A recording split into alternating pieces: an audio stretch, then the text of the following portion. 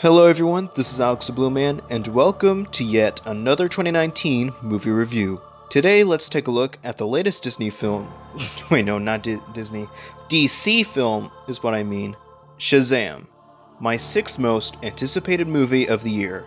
My apologies for bringing this up again, but this is the character that originally held the title of Captain Marvel, but you get the idea of why that name was changed. So, even though I'm a bigger fan of Marvel, this movie I'm still excited for. It is the seventh movie in the DCEU, if you can believe that. And from the previews, it looked like it's going to be more fun, comedic, and a lighthearted DC movie this time around. And it makes sense because this is literally about a boy who can transform into an adult superhero. With all that said, is there one positive word to say about this movie, or will there be 6 negative ones? Let's figure it out. In the movie, we follow our main hero, whose real name is Billy, trying to find his birth mother, as he's summoned by a wizard, as his champion to be a superpowered being, as he takes on a power-hungry villain named Thaddeus Savannah before he becomes even more powerful.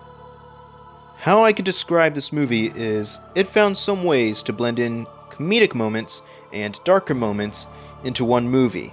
There are even a few moments that are considered terrifying. But other than that, what works is how the storyline is presented, both thematically saddening and comedic. There are a few video game references here and there, and I figured that they were hilarious.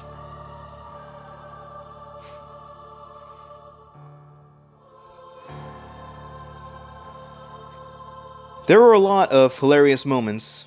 Some are cringy, but in a good way, unlike last month's movie where it's just bad cringe. How this movie still has a bit of dark and scary moments is what gets me. It's like Thor Ragnarok, where it has a whole lot of hilarious moments, but can get a bit more serious when it needs to. Like there's one moment which is a mild spoiler, but my goodness, it could give little kids nightmares. And I didn't expect that to be here. One of the themes is temptation, mainly for one of the characters. Power and a desire to be strong. Well, stronger. And how it's shown here, it can be, like I said, deeply, thematically scary. Moving on to the characters themselves, firstly we have Billy Batson, aka Shazam, aka you get the idea. From my view, he's like a lost child, wanting to find a place to belong. The moment he obtains his powers, Freddy, his foster brother, acts as his guide and conscience, in a way, due to his knowledge of superhero stuff. This duo is basically the best part of this movie, in my opinion, especially from a comedic view, by the ways they interact with each other. It reminds me of that 90s movie called Big. This is basically that movie, but with a superhero twist built into it. There are other foster kid characters. Their names escaped me, but I will say a couple of things about them. One of them is a stereotypical online gamer, and another has what I can think an inner struggle of choice. And then there's the villain, Thaddeus Savannah. Not a very memorable villain, but personally the scariest in the DCEU. In my opinion. That one moment where he goes up into a building office and wow, like I said, can give any little kid nightmares, at least in my opinion.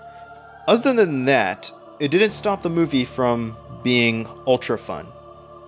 And I know what you all are thinking, so yes, I personally think this movie is better than last month's Captain Marvel. In fact, I think this is one of the better DCU movies. And this is the 7th one in the row. For me, this is definitely up there with Aquaman and Man of Steel, in my opinion. This movie can get both fun and dark in terms of aesthetics. If these movies keep going like this, I'm sure there would be a bigger and better Justice League movie in the next few years or so. With all that said, I'm going to give Shazam a 9 out of 10.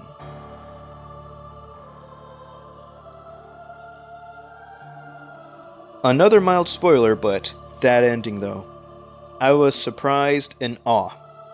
So this is the last review of this year before Avengers 4 comes out. I will still need to review the rest of the MCU movies before it does.